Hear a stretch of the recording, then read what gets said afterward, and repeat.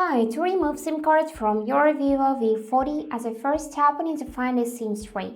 It is located right here on the bottom of the phone with this little hole. So to open it, we would need to take this ejector, which goes in complete with the device, or you can use any other one you have, or even a needle, but be careful so you won't damage the slot. Now what we're gonna do? We need to insert this ejector in this little hole like that and slightly press so the slot will be slightly open now.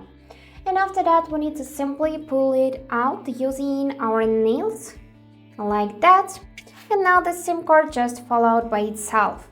But if not, you could just take it out using your hands like that. And now you would see an empty SIM tray for the first and for the second SIM card. And now simply close the tray by inserting it back. And now we just remove the SIM card. So that's it for today. Hope this video was helpful and thank you for watching.